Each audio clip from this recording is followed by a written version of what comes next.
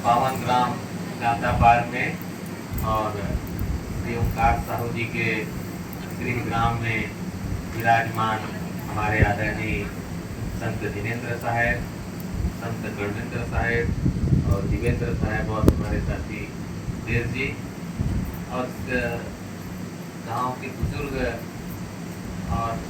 बुजुर्ग माता जी, ज्यादा परिचित तो माता जी से ही है।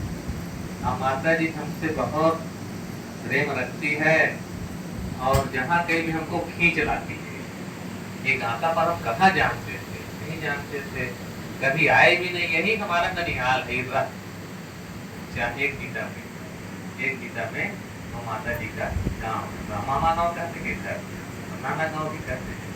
तो यही हम बचपने में पढ़े भी, लेकिन गांधापार क्या होता है नहीं जानते। हमारे संत भी रहते थे यहाँ पर, संत प्रदीप साहब। तो हम सुनते तो थे कि गांधापार कबीर आश्रम है, जहाँ पर अभी हमारे संत कर्णेंद्र साहब रह रहे हैं।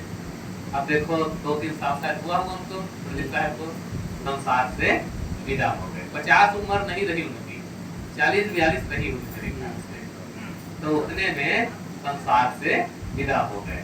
कब कौन विदा हो गए कौन जानता है, कोई नहीं जानता है। तो विदा हो गए तो खाली गांधापार नाम हो। ये माता जी पता नहीं कहाँ से हमको पकड़ लाए।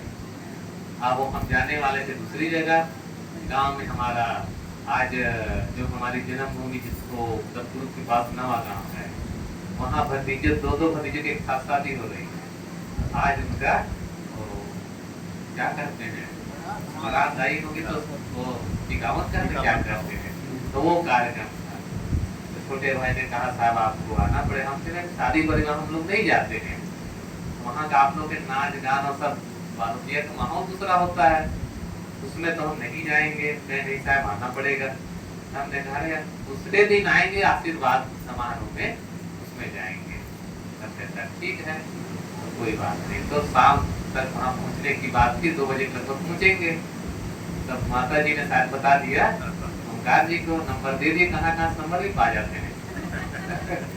खोजने वाले को सब मिल जाता है ना, खोजने वाले को सब मिल जाता है।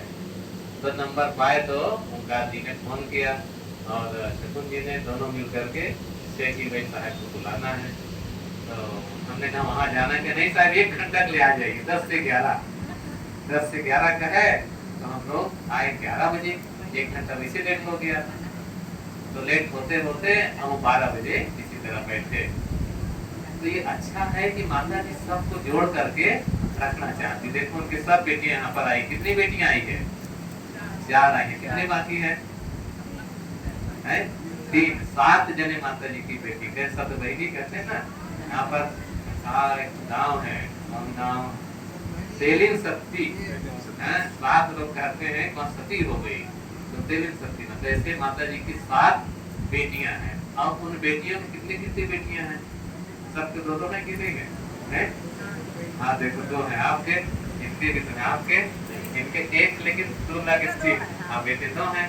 एक बड़े बेटे देखो इस घटना से उबर करके आ गए, है कि नहीं?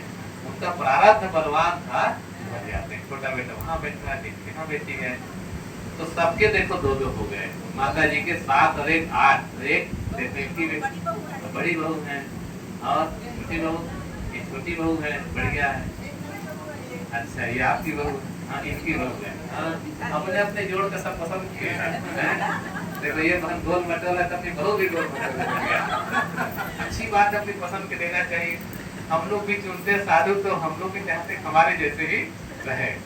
और जोड़ी इसीलिए मिलाते ही है, लंबा चौड़ा होगा तो वो भी लंबी चौड़ी चुनते है कि नहीं? तो ऐसा तो अच्छी बात है कि जहाँ जिसका रिश्ता बने तो दोनों में समरूपता हो। घर द्वार कैसे देखते हैं हम, भाई बड़े घर के तो बड़े घर की बहू लाएंगे, हम मध्यम वाला कहाँ ढूंढते हैं, मध्यम वाला ढूंढते हैं, हम गरीब वाले गरीब ढूंढते हैं, ताकि भाई हमारी समरूपता बनी रहे। अहंकार का कारण न बने कि हम बड़े घर के छोटी घर से बहू आई है, ऐसा ना हो।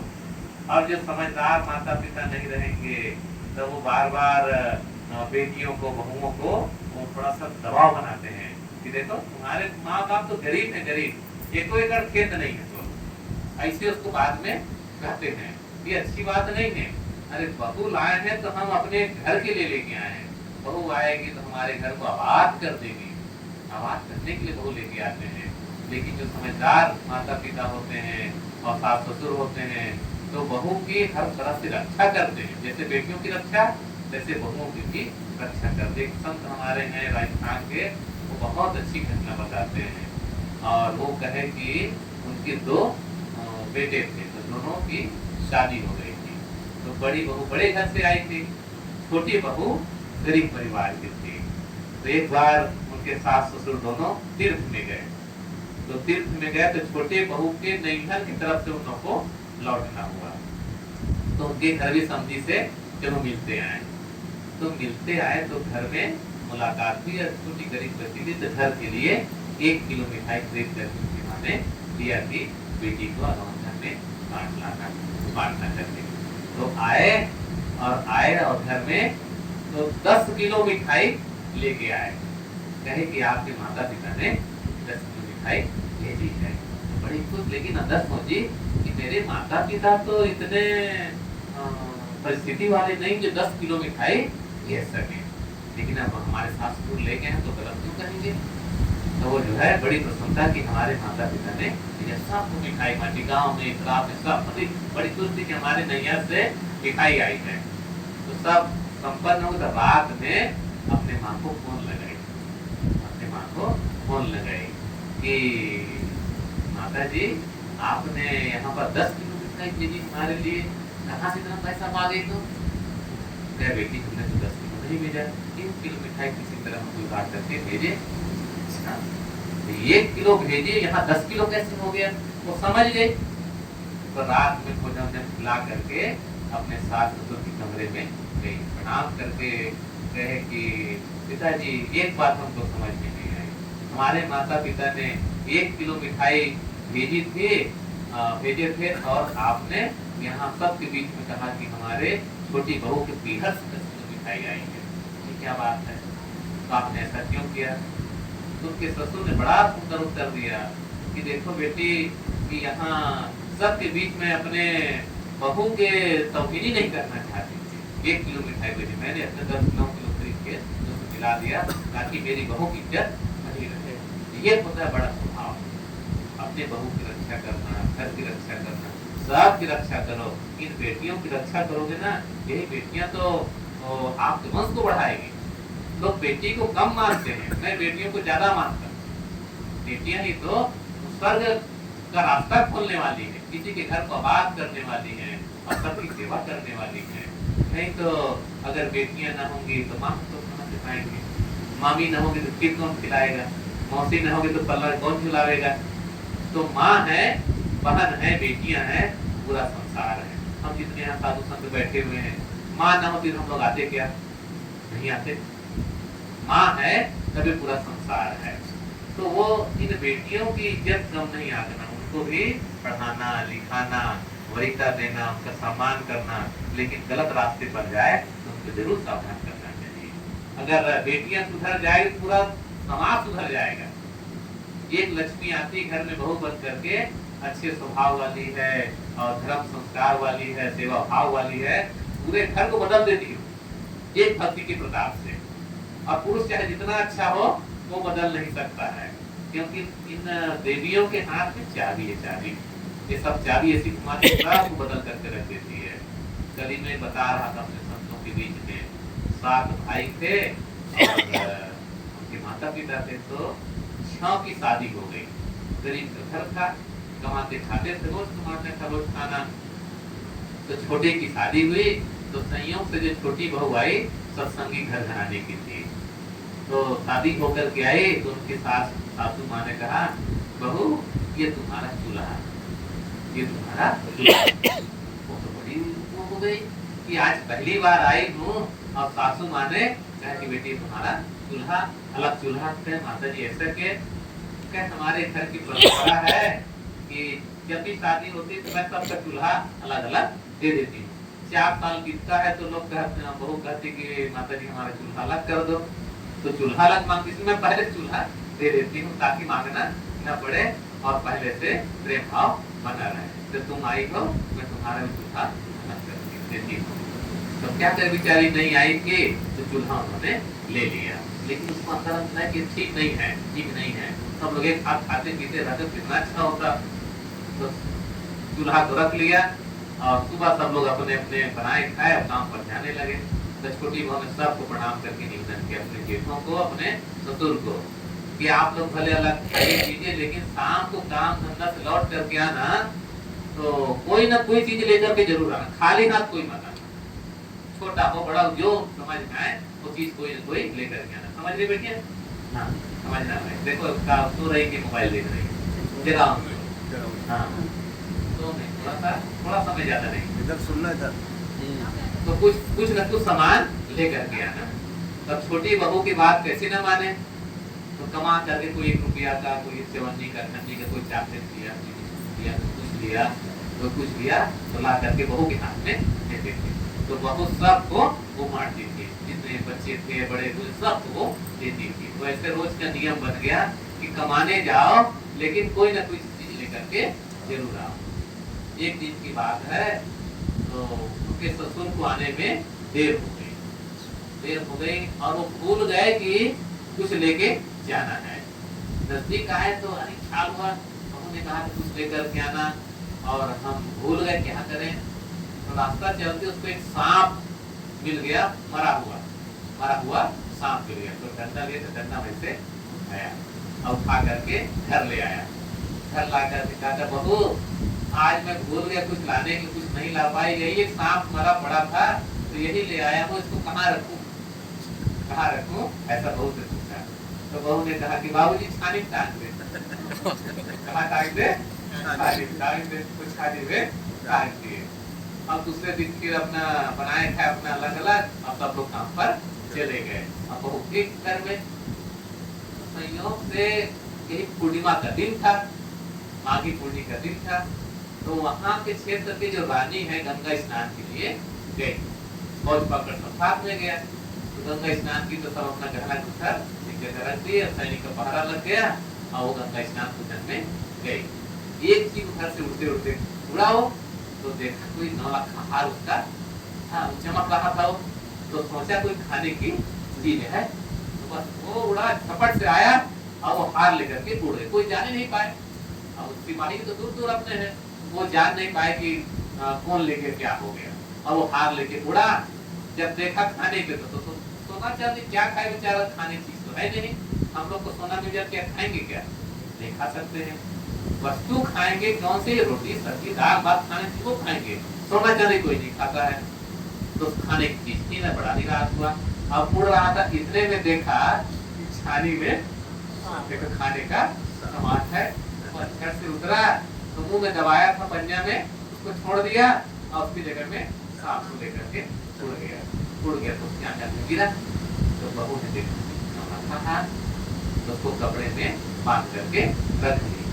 और रख करके शाम को जब काम धंधा में आए सब लोग सबके सामने जाके कही कि हमारे आंचल में पड़ा हुआ मिला है, जरूर किसी बड़े आदमी का है, ये हमारा नहीं है और उसको लौटा देना चाहिए। ईमान ना होता तो कहते हमारे भाग से छप्पर फाड़ के आया है, दिया भगवान ने, छप्पर फाड़ के दिया तो हमारा है।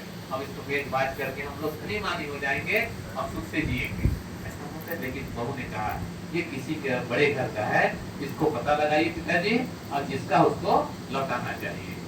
पिताजी ने कहा, भाइयों ने कहा कैसे पता लगाए, कैसे जानेंगे, कुछ तो करो, कुछ तो ऑप्शन मिलेगा। तो इधर हल्ला हो गया कि रानी का नौलखा हार खो गया। तो गांव गांव मुनादी होने लगे, गुरबार लगा दिए कि जो कोई हार का पता बताएगा या कोई हार पाया होगा तो ये राजा साहब का, रानी साहब का है, उसको दे दें, बताएं और उसको इनाम दिया जाएगा। उसको इनाम घोषित हो गया। तो गांव का हाथा, तो रात में हाथा पड़ा। तो हाथा सुने तो कहे देखो बेटा जो हाथा पड़ा है जरूर वो राजा साहब का है, उसको सुबह में ले जा करके ले जाइए, ये राजा साहब को दे करके आइए।